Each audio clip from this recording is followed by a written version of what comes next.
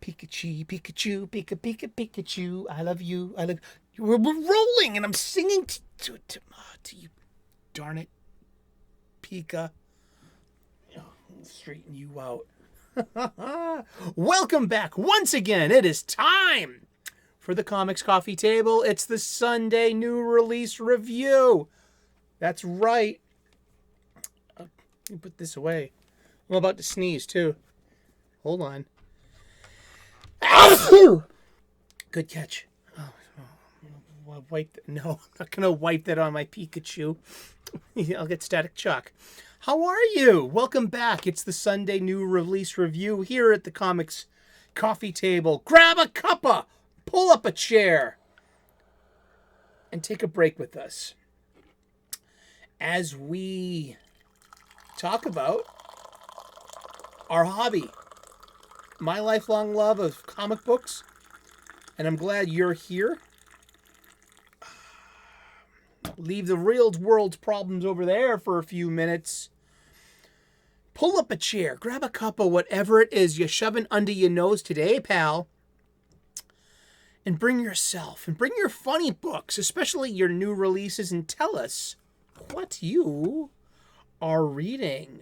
Guess what? It's week 2 of having no new comic books that I bought with money at my local comic book shop, my LCS. Usually, the show revolves around reboxing, reboarding, and rebagging my entire collection, where we get really into just showing off comic books and talking about the floppy, the monthly, or the periodical publication, not usually trade paperbacks, graphic novels, tankobons or collections, omnibus, and but they count, all right, they do. But my big love are the periodicals, the serialized format of the I love calling them floppies. I have no problem with that. I don't find that to be a derisive term at all. Look, it's Lisa in the sky, but no diamonds. It's a Simpsons. This is a Simpsons reference. Yeah. Let's see. So yeah, I did not go to my local comic book shop to buy any supplies this week. I will be going on this coming Wednesday because Big Game number 2 is coming out. I also need to get 1 or 2 issues that interest me from this week. I don't need to go. I really don't. I do need boxes. I got bags. I got boards. I need more short boxes. And we'll hopefully be getting back to our regular scheduled show very shortly. I'll be getting back to work after my summer break, and I'm more comfortable trying to produce daily content. I've also been doing more hot takes, and I'm trying to diversify the content a bit. I don't want to paint myself into the corner being a one-trick pony. And I hope you enjoy the content. Let me know in the comment section, please. And let's get to it. Guess what? I have there's a friend of the show who will remain anonymous, and they have shared with me their digital folders of new releases. Seriously. 1, 2, 3, 4, 5, 6, 7, 8, 9, 10, 11, 1, 2, 4, 6, 8, 10, 12, 14, 16. I read 16 new Marvel comics this week. I read 10 new DC comics this week, and one pretty fabulous Kickstarter that's coming out. It's a big book, and we're going to talk about them all. So strap yourselves in. We might have a long episode. Indeed, I know. I'm enthused. I really am. I'm very grateful to our friend of the show who shared their folder of new comics with us. They've been doing it for a couple of weeks now. And I gotta say, I never would have read any, or mostly any of these comics if it wasn't for our benefactor. So thank you so very much. If you're tuning in, you know who you are. Keep them coming if you want. I love talking to them on DMs, being like, "Whoa," or "Uh." I think that's the point of it, and it's nice. It's also nice that I don't have to spend my money on these. Now, that I feel cruel and awful saying that, because I feel as though I'm denying my local comic book shop, my LCS, the legitimate business. No, I'm going to be going back and buying the comic books that I want to be buying. But in the past several weeks, I've hit the wall with new releases, with the new aesthetic. You've heard it time and time again from this very person, from this very channel, about our feelings of digital assisted comics. I got into a quick conversation with my buddy Gray of Wakasashi's Tea House. Go subscribe to him. He's got great positive content. Now he's a British expat who lives in Japan. I also have my friends Angry Canadian and the Jinjin Ninja James Harris, who one's a Canadian guy living in Japan, and James Harris is an American living in Japan. They all have families, and they all live there. And they read comics, new releases, in a digital format, on a digital reader or on their desktop. But it's very hard for them to get physical copies where they are, and at a fair price, too. I mean, there is definitely a retail markup when it comes to the print publications over there, when it comes to the Western style of floppies. And so they do a lot of their new release reading through the digital copies. And so they have to pay whatever premium it is of that week. I don't know too much about the subscription services of the DC Unlimited, I guess it is, or the Marvel, whatever it is. I don't know about the individual subscription services. I believe that there is a premium for brand new comic books that might be on an average cover price point with the print edition. And but I guess one of the big draws of this would be the digital backlog, the catalogs of old comic books. And so we've talked about it time and time again. It will come up naturally in the conversation about my displeasure with the digitally assisted comic books. But we have a bunch of new comic books to talk about, to review. Now, and why don't I show panels, covers, and pictures from them? Because that takes a greater production value than my producer can afford. I'm more comfortable doing something in a more of a podcast format where you could be driving, you could be taking care of the kids, you could be on a walk, you could be doing something, and you could just have a headphone in and be listening to the show. It's more about our conversation. We're having this ongoing comic book shop style conversation. I'm blessed and grateful for everyone that tunes in. I'm very sad to notice that a couple of people have dropped out here and there. But hey, that's the life on YouTube. I've noticed for every subscriber I lose, I gain 5. In a way, this is a non-empirical math-based thing. This is just experience. So I mean, you're always welcome back if you want. But let's get to it. Let's go down the list alphabetically, because this is Alien. Let's go with Marvel first, because I have the window open. No other reason. From 20th Century Studios, issue number 5, for the price of $4.99 for 24 pages. I got the issue 1 of this. It's $21.95, and there's yet another colony under siege by the xenomorphs. And I didn't finish reading this one. It's the only one I didn't finish. I started. I got about 6 pages in. I said, screw it. I'm not really into it. Alpha Flight 2003 issue number 1 in the Fall of X category. It's Canada's premium superhero mutant team. I was there for the beginning of Alpha Flight way back in the day, in the early 80s, in the Bronze Age. the late Bronze Age. That would be Alpha Flight has like Shaman, Puck, let's see, North Star, Aurora, and Guardian, and Owl Girl. I'm blanking on her name. Snowbird, sorry.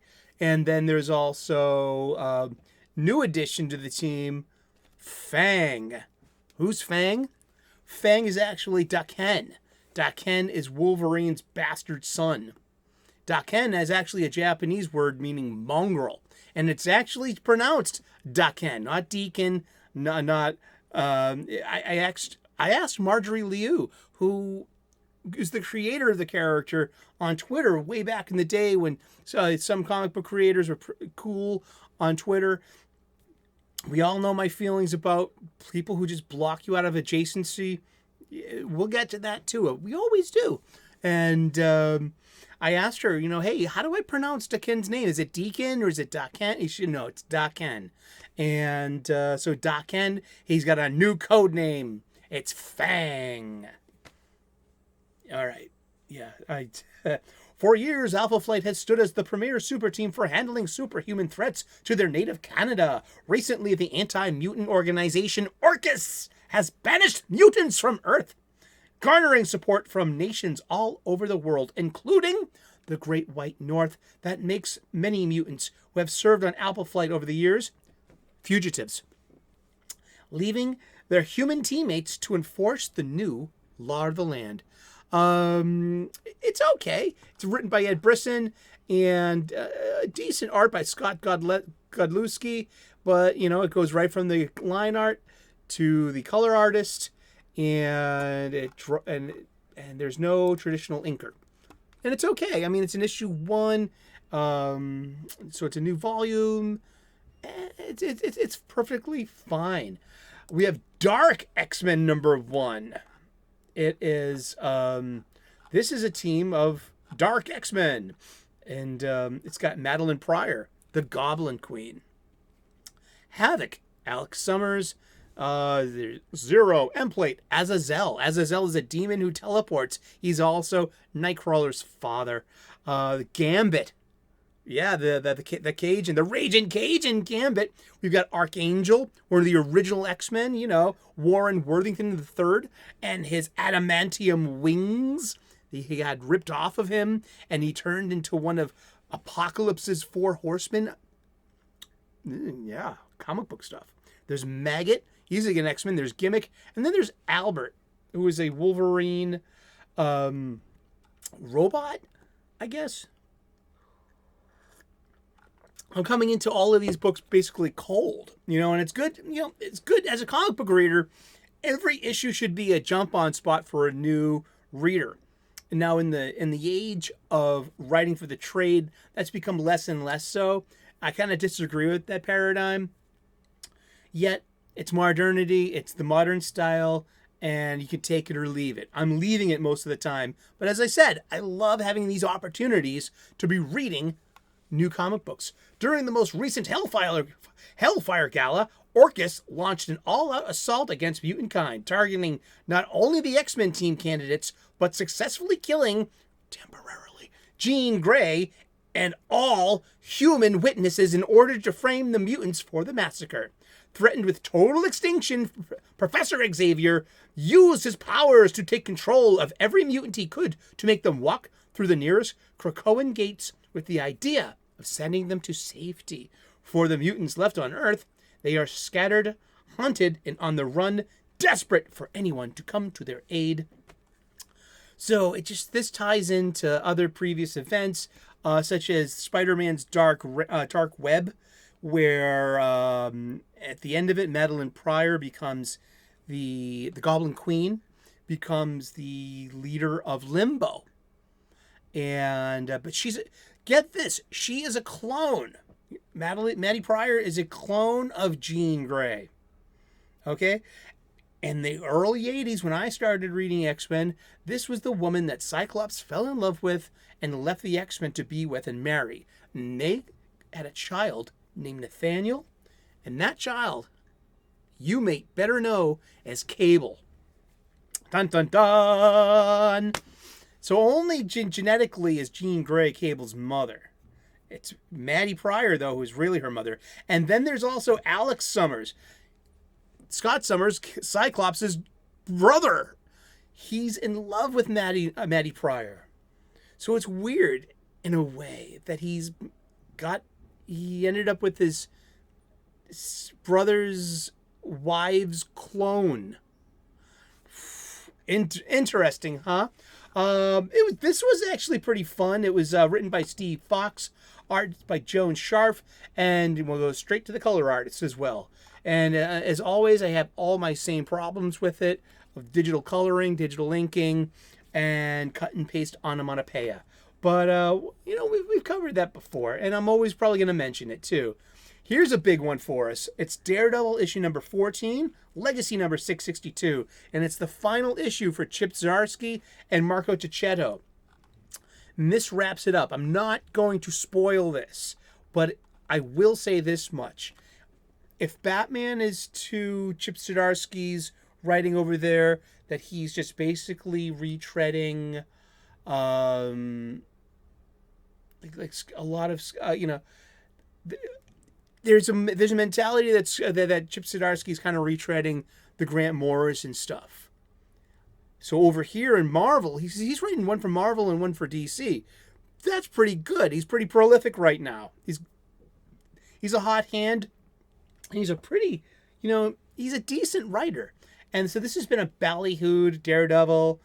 Marco Checchetto's a pretty good artist, but it goes right to a color artist, skipping the traditional inker. We know what that means for Eric O'Sullivan, Reverend Sully, and anyone who agrees with me.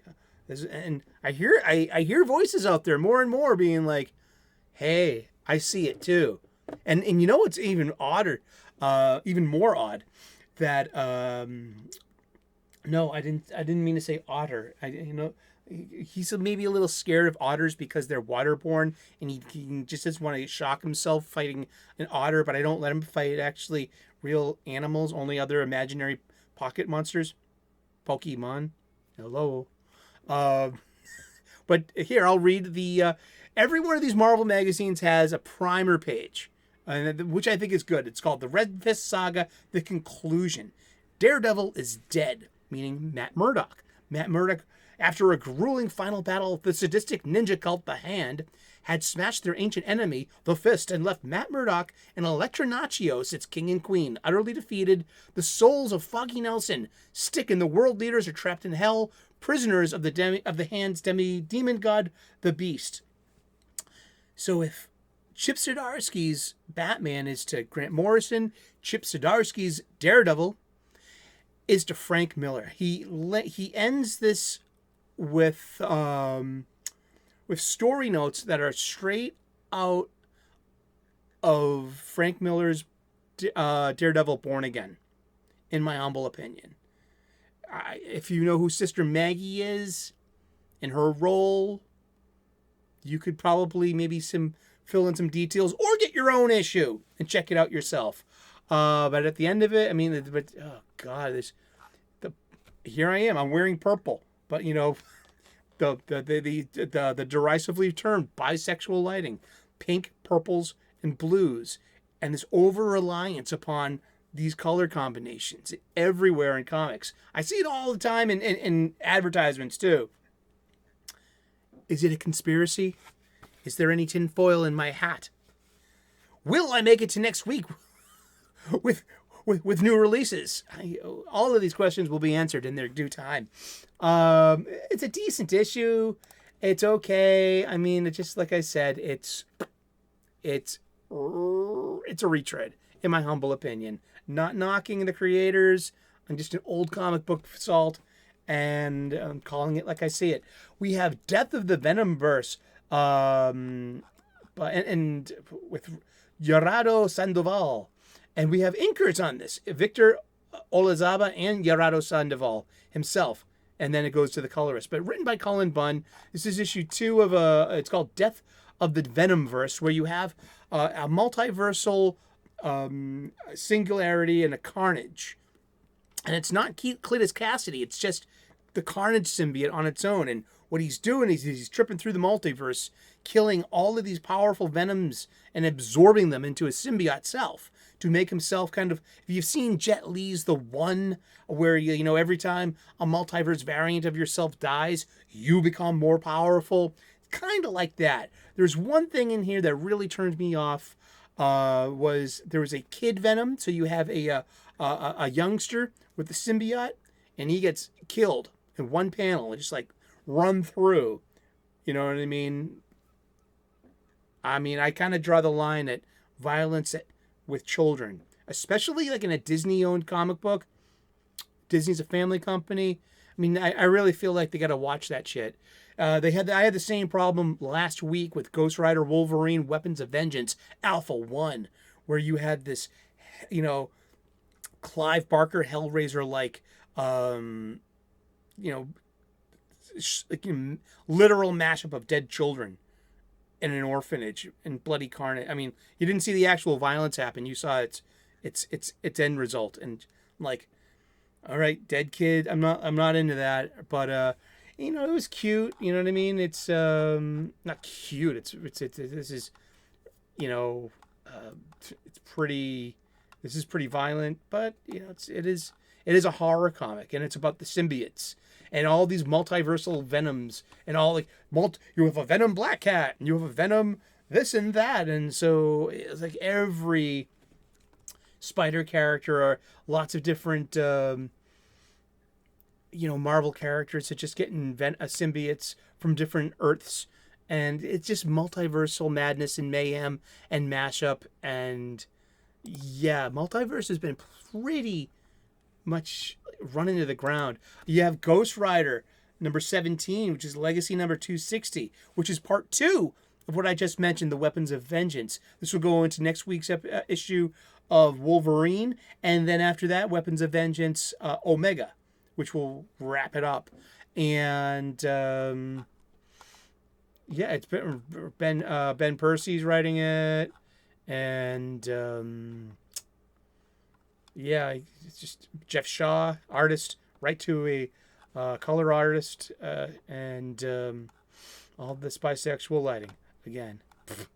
and it's so obvious too, like, you know, the cut and paste, drop and drag onomatopoeia. Onomatopoeia, a word that's spelled the way it sounds. It is these sound effects in your comic book panel. Tss, foosh, snicked, thwip, you know? And it's so much more pronounced on a digital display, you know, than it is on the printed page. You can always tell too, because if you had the same sound effect a couple of different times, you could actually see it's like a repeating same cut and paste, drop and drag, click and point, which ain't art. I mean, that's glorified coding. Let's see. There's Groot number 4. And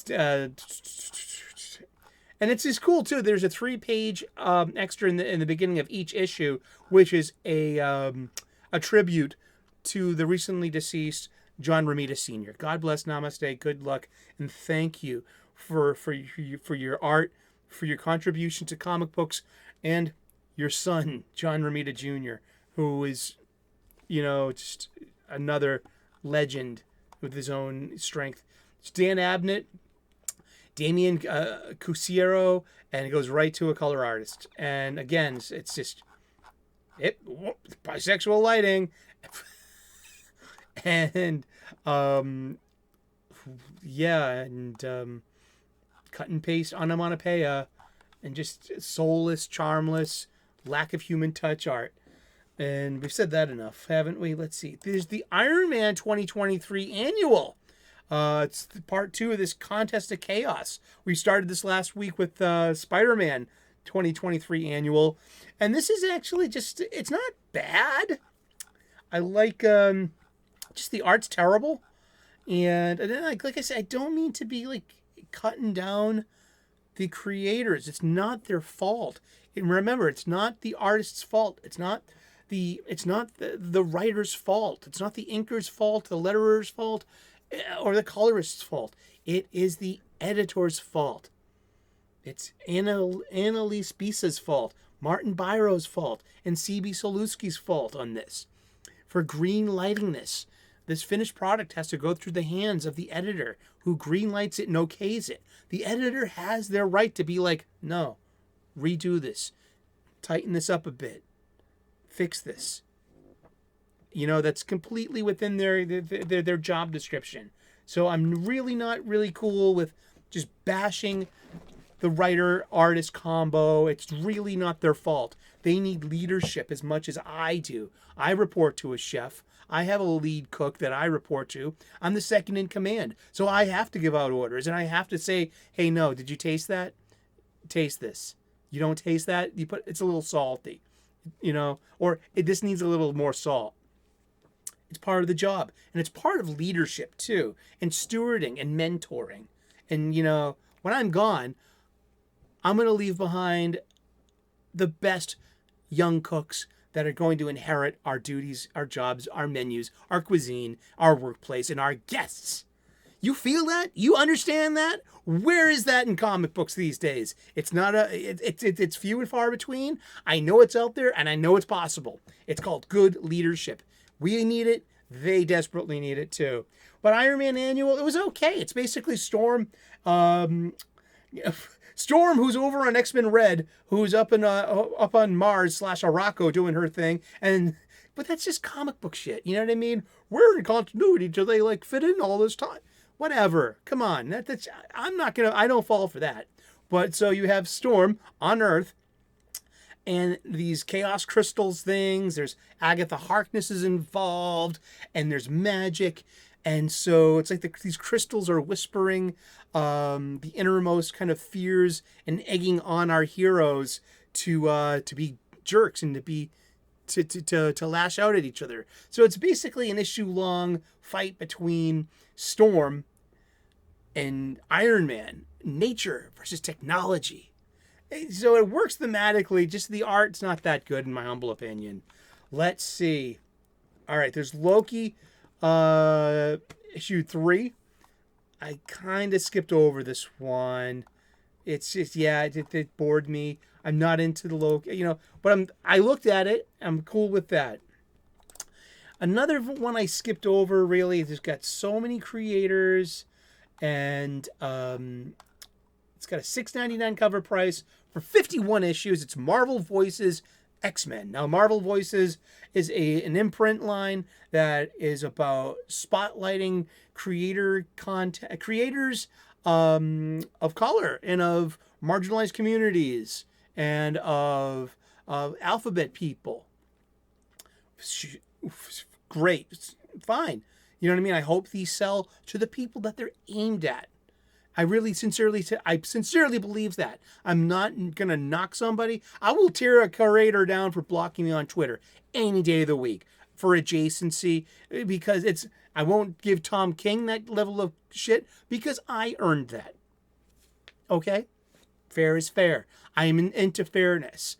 So I will tear down a creator for the sheer fact of an adjacency block, a group block, but I'm not going to tear down a creator for their identity and for being hired for that too, because that's part of the thing. So one of the most maligned people, and maybe rightfully so, I've never read. I don't think I've consciously read anything by Vita Ayala. And because, it's one of those things where they're always saying about identity politics and leading with identity and not talent. Because we always have to be reminded that Vita Ayala is a queer Afro-Puerto Rican writer born and bred in New York City, where they grew up dreaming dreams of dancing in faraway worlds, fighting monsters on the block, and racing the fish along the bottom of the ocean. And but this individual always leads off with, I'm non-binary, I'm lesbian, I'm they, them, I'm like, hey, these are 21st century problems. They need 21st century solutions. I'm not going to knock any creator. But it's an X-Men book with a bunch of different creators. It's an anthology. We got the Stolen Knight. We've got the Team Building Terrorist, The Man with No Shame, Cryotherapy, Hollywood ending, evil mutants through the years. So it appears we have of 7 different tales over 50 issues, spotlighting different characters of color and of identity and alphabet letters. But this is the part of it that I appreciate the most. In the introduction by Vita Ayala, it's several paragraphs long, I'm going to read to you this one paragraph that stands out to me. To be clear, the mutant metaphor was not first conceived to reflect civil rights struggles, nor the struggle of queer people, or any intersection thereof, and it does not map cleanly or neatly onto them, even retroactively. But marginalized people continue to connect with mutants. And I really appreciate hearing that from Ayala, from Vita Ayala themselves. I really appreciate that, because as I've been an X-Men fan for about 45 years now, lately it's really hard to be an X-Men fan for me personally, because I'm not of a marginalized community. I don't identify with any of that. I see a pure kind of almost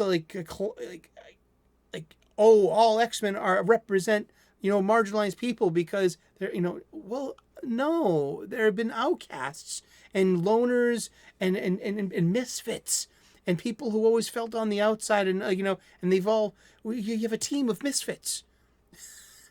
And I think it's really refreshing for me to hear that. I appreciate that, because lately I don't feel included in the X-Men.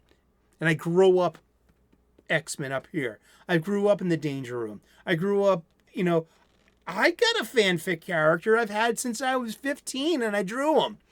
Seriously, his name was Laserbolt. He was a bastard son of Magneto, and he could use his father's power to make to manipulate the electromagnetic spectrum to form power rays and the flight, and so that's why he was Laserbolt. And he had an X on his belt buckle. And I designed his uniform, and an artist friend of my cousin's drew him for me. Oh, I wish I wish I had still had that. Maybe Mom has that somewhere. If I ever found that, I'll share it with you. Okay, I promise. But Marvel Voices X-Men, I didn't read it. Maybe I'll go back and read it a little later. It's because it's not really made for me, and I don't want to any judgment. I feel, it's just I feel like Jesus giving the Romans nails when you critique something that is definitely made for the marginalized communities or the alphabet communities, and because you get instant blowback. So I have even avoided that kind of talk on Twitter. Here comes a real one. It's Spider-Man number 11, written by my number one friend, Dan Slott. And it's about Spider-Boy. Yeah. Who's Spider-Boy? Exactly. That's the thing. Spider-Boy. I'll read it to you. Peter Parker, a.k.a. Amazing Spider-Man, and his allies across the Spider-Verse have defeated the ancient wasp totem, Chanthra, and restored the web of life and destiny, resurrecting Spider-Boy, who seems to be the only one who remembers he existed at all. So you have this little kid. What's his name? His name is Bailey. Bailey something. It begins with a B as well. And you got, like I said, terrible art. And just because the digital thing is just, you'll throw in a blur effect or a pen dot zipatone array behind them, or just a colors, and that's usually bisexual lighting. Like I'm saying, there's nothing wrong with whomever you want to love. Live and let live, love and let love, but give me bloody backgrounds in a comic book panel, please. It's called art. You draw. This is what you get paid for, please. But the Spider-Boy, and he's this redheaded kid. It looks like he was about 10 years old, and he was spliced with the genes of a spider, and he was Spider-Man's kid sidekick that nobody remembers. He was erased from history. Now, this shares an interesting thought, now I think this is going to happen, not just because Spider Kid is a white redhead. Um, no, it's just because the Century was like that, and Triumph over in DC Comics, and some turn of the century JLA, that they were both erased from the continuity, that no one remembered them, and that they all had a heel turn. What does that mean? It's a wrestling term, meaning that they were a good guy, a baby face, or a face, and the heel turning heel, means you're a bad guy. Even Hulk Hogan had a heel turn. Yeah. Hogan in Hollywood once. Hollywood Hogan, yeah. But all in all, it's a tight story. It's not that bad. I love Humberto Ramos's designed costume for Spider-Boy. And but like I said, it's this nigh infinite color palette, and you always have this insistence on making a lot of shit pink, purple, blue, and this and then the lack of backgrounds, and then these crappy drap and drag onomatopoeias, and mediocre lettering, and they're so pronounced on this digital medium, on a digital reader itself. I swear. And how you doing out there? You need a break? Let's have a sip of coffee. So yeah, Spider-Man number 11 wasn't that bad, but still, you're number one, Dan Slott. You are really number one in my book. But another number one in my book is up next too. It's Star Wars Darth Vader issue 37, part of the Dark Droids mini event, and this is written by Greg Pak. And looking at you, Mr. Pak, you're number one as well. You're number two, number one, and that's a bathroom code. Thank you for the adjacency block, or whatever it is I said about Iron Fist that confused you to think I'm anti-AAPI. No, but hey, it was a lame issue. Yeah, it suffers from everything I always talk about art, and but at least I took a taste. All right, at least I read it, and I can have an informed opinion because I read it, and I'm so glad I didn't pay for it. That's right, Greg Pak. I didn't pay for it. I pirated this. I got it. I got it for free. So yeah, thank you, Greg Pak. You're number two, number one. When you mix your poo and pee, that's when you make a number three. Uncanny Avengers number one. This is the Unity team of the X-Men and the Avengers, written by Jerry Duggan. So I have to, it's got all the problems that I already talked about.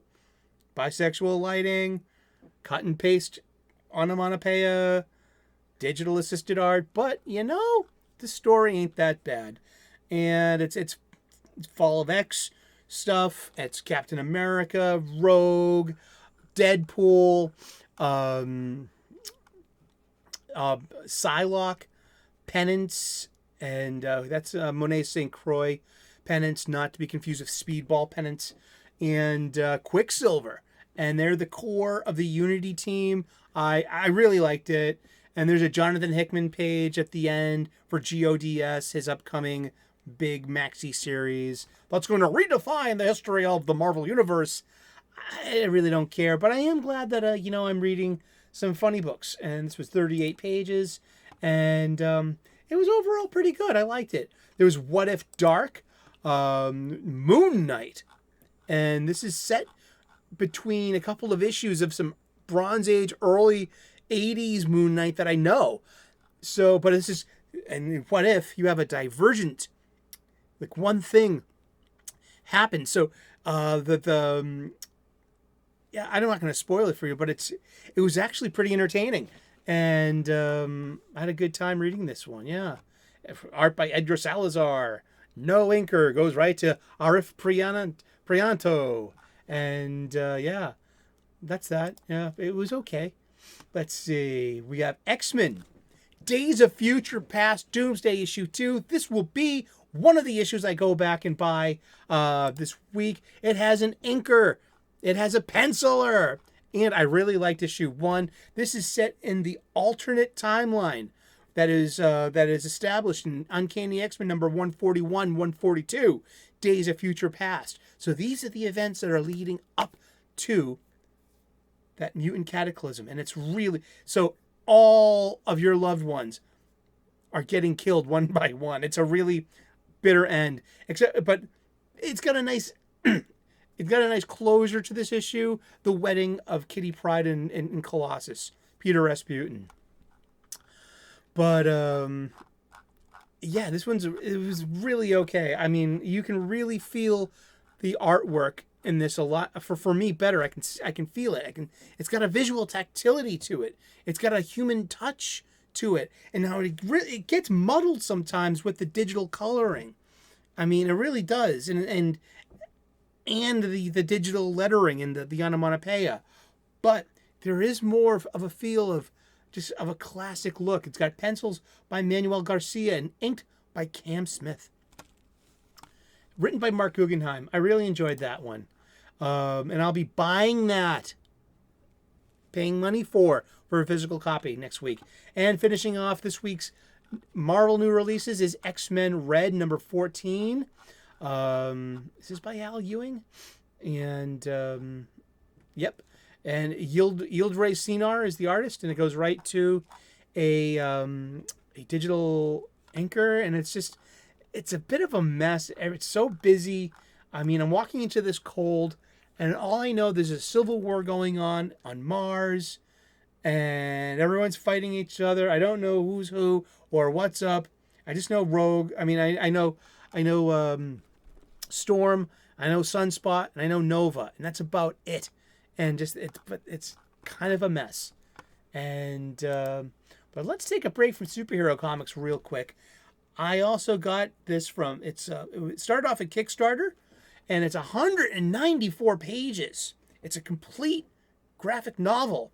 It's called Cosmic Detective, written by Jeff Lemire and Matt Kint, with art by Dave Rubin, and flattered by Julia Pison with Kike DJ Diaz. It's drawn, colored, and lettered by David Rubin. And it's dedicated to Jack Kirby.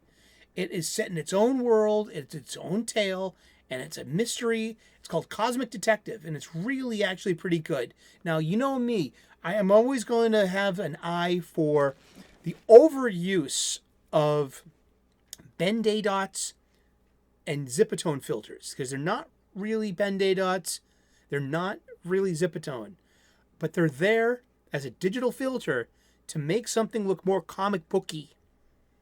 Something, give it a retro feel, or even a nowtro feel. But this is a very Jack the King Kirby kind of look and feel, and a big story. And it's about a detective who comes across a case, and I feel it's got 3 different things going on here. It's got a lot of Jack Kirby on purpose, but the detective himself, for me, really has a feel of Rick Deckard from the original Blade Runner. And then comes some like bionic fusions with flesh and machinery that really evokes the feel of David Cronenberg's Videodrome, and with body horror. And I really liked this a lot. And it was a thick 194 pages. It started on Kickstarter. Now it's being released in our comic book stores. Go and get your own copy. It's really interesting. Now, let's do some DC comics. I read 10 DC comics this week. One of them I usually buy, and I'll start off with that. It's Batman Superman's World's Finest. It's issue number 18. And I hated it. I think I'm dropping this title. I don't want to read this anymore. And the art in this is so bad.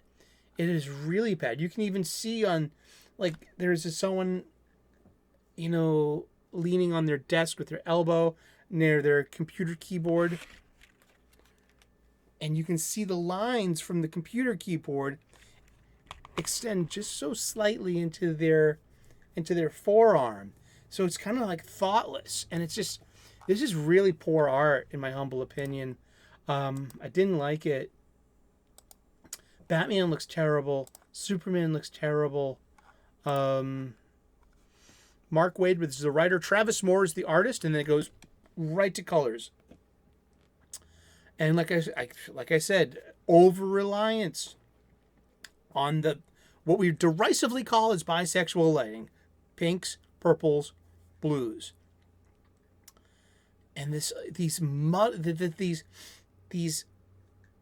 backgrounds that are using digital filters just for texture, and it's kind of incongruent with the art style too. And it's just it's called Phantom Riddles Part 1, and this is where I check out of Batman Superman's World's Finest. Yeah, or until Dan Mora comes back. There was Harley Quinn, Black, White, and Redder, number 2. It's an anthology containing 3 different stories. It's black and white with just one color, red. There was a tale in here with Super Pets versus Harley's Jackals and a gang of evil Super Pets. And there is a not only Dexter the Red Lantern, but there's like Darkseid's pug, and I loved that dog. I loved that one. So it's okay. And here's everyone's favorite, Hawk Girl number 2. All right. So like I said, alphabet people and marginalized communities, this book was not written for me. And to have any kind of fair criticism of it invites people calling you a nist, a phobe, or a Yahtzee. It happened to me last month over Hawk Girl number 1. It did, seriously. And people trying to educate me, or people trying to, use shame, leverage, and labels to try to get you in line with, what they're trying to sell you. And all I'm saying is just, it's the story's weak sauce. You got all these purple colors, and the lettering is terrible. Now the art is pretty tight, and the story in this one wasn't that bad. It's just it wasn't made for me. It's made for activists, and it's made for marginalized people and alphabet people. And I hope and pray that they come out and buy this book.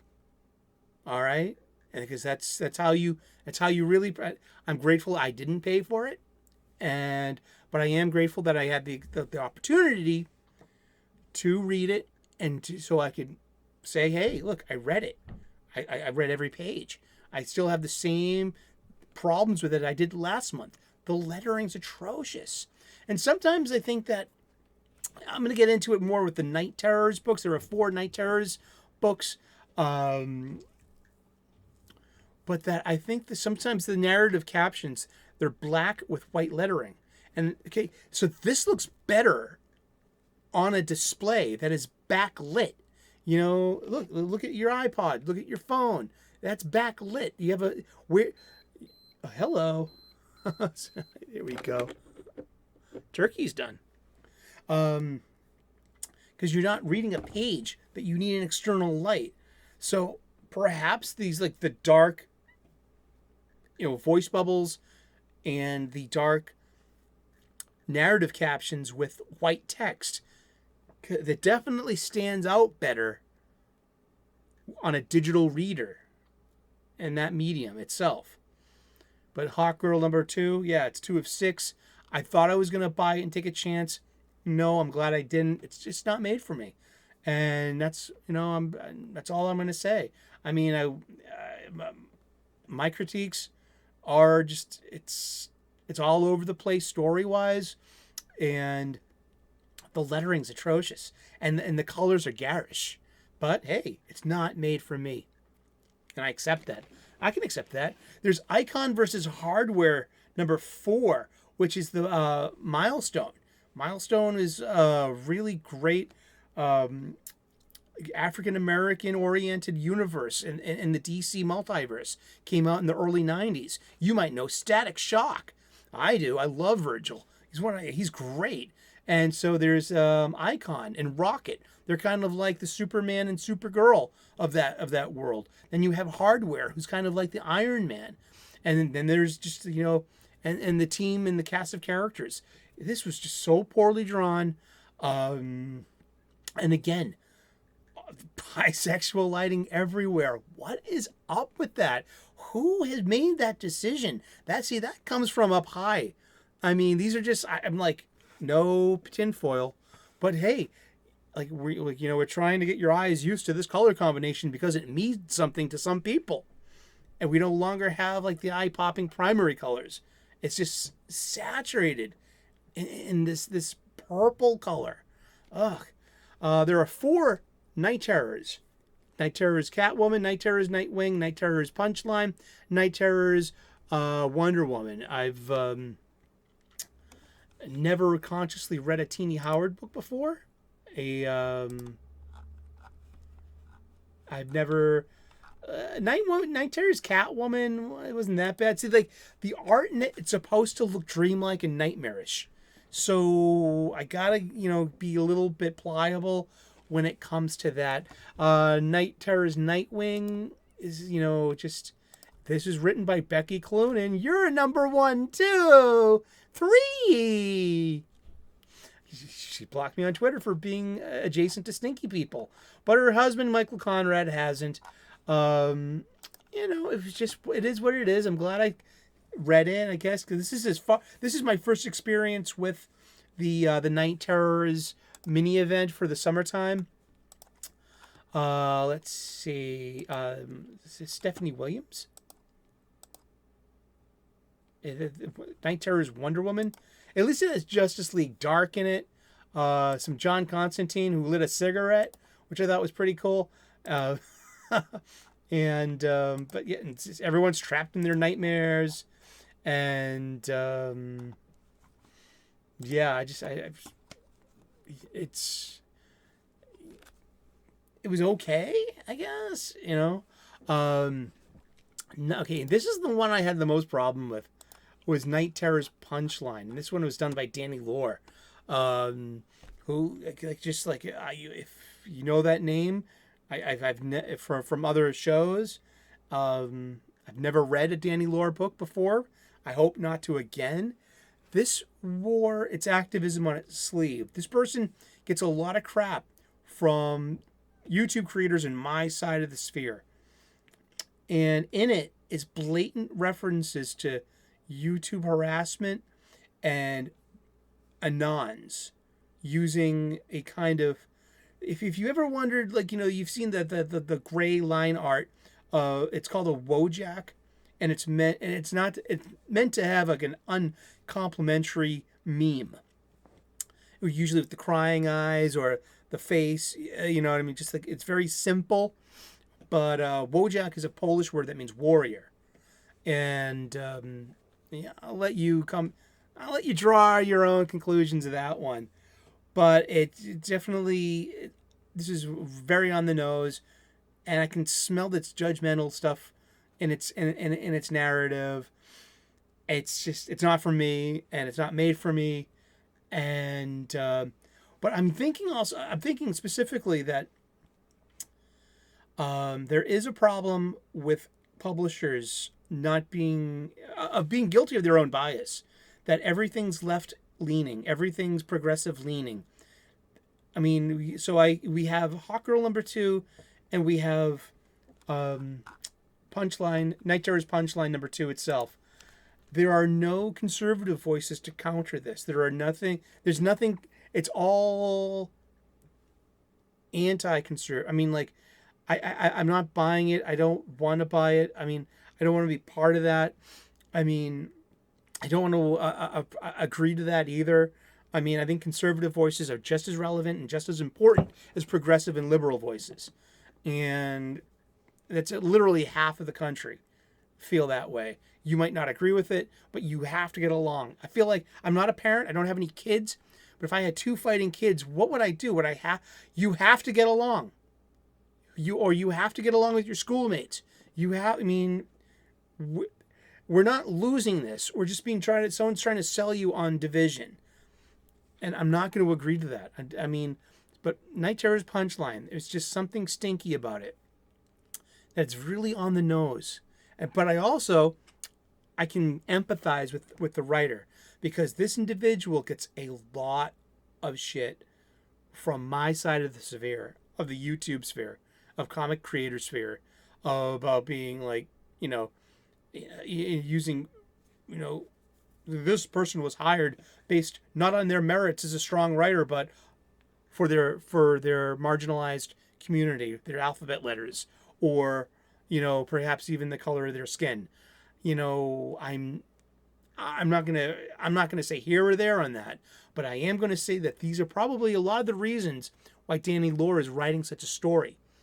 And this was greenlit by an editor, but it's glaring and it's obvious there are no conservative voices to balance these progressive voices, and that conservative voices are often blacklisted in publication.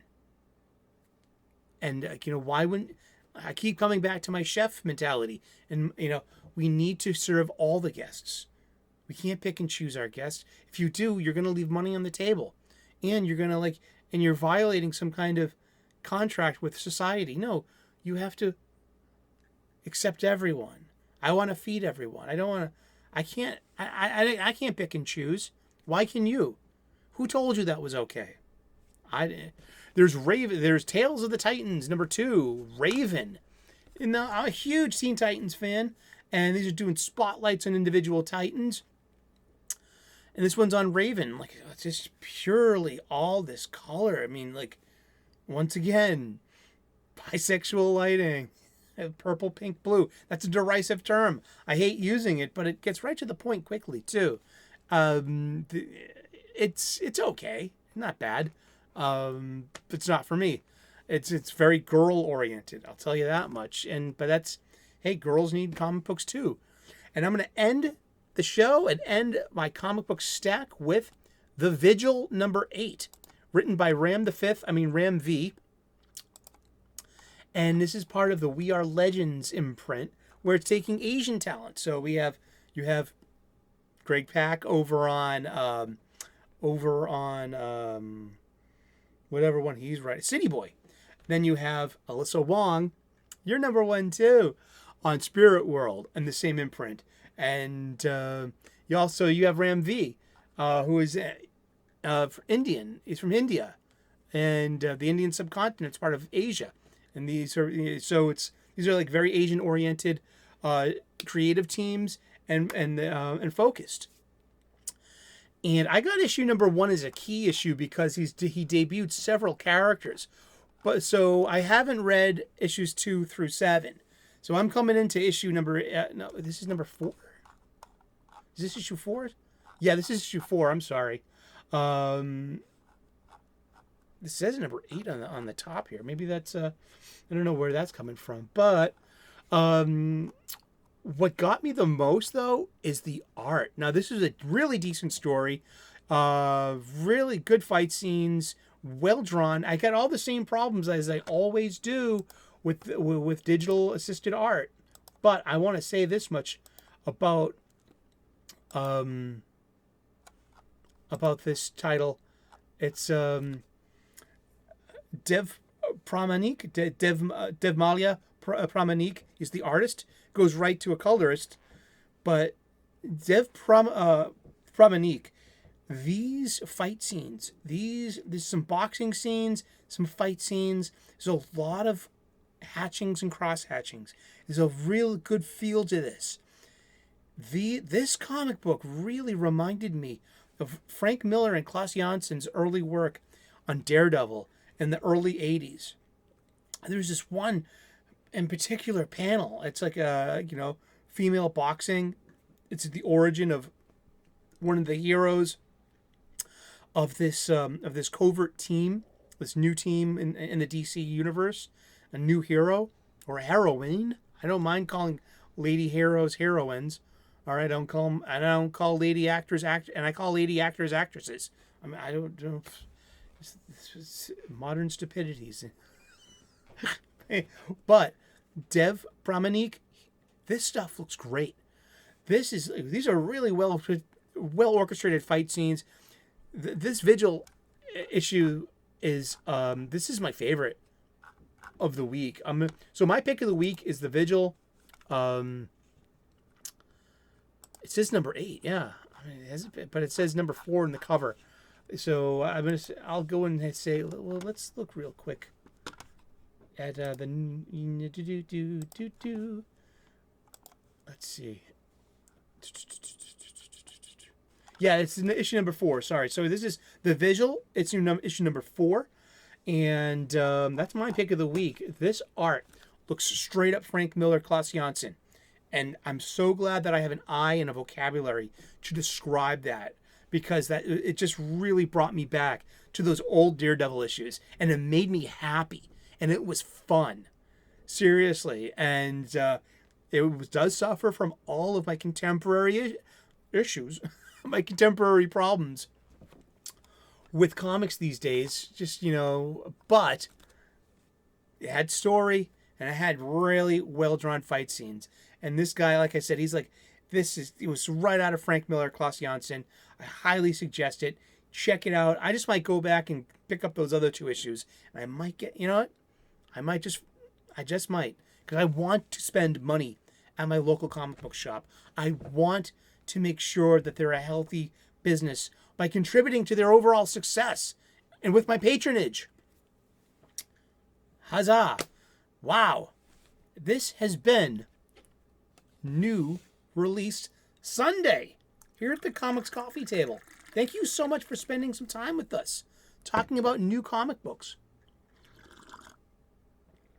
I hope you enjoy the more diverse content lately. Yeah, I don't know if I'll go back to daily YouTubes. It's hard. It really is. And I don't want to be repetitive and I don't want to be boring. Hence why I'm starting to diversify my content, making more hot takes. And I really want to do more cooking videos. Seriously, because that's my, besides comic books, that's my strongest point. And then spirituality too. Get back more into the gratitude lists. And just do the best I can with what I got. And I just really appreciate you for tuning in consistently. It's always good to see you guys out there in the live chat premiere and in the comment section. I am blessed. My heart is just full of love and gratitude for you guys. Seriously, you guys, pre-recorded live before a studio audience of my stuffed animals. And you guys too. Thank you so much. You are the secret ingredient in the recipe of this show. And I am blessed and grateful. Please like and subscribe if you haven't already. Smash that like button. Turn on those notifications. Ring that bell. God bless. Namaste. Good luck. And we will see you again in those funny pages. Ciao. Bye-bye.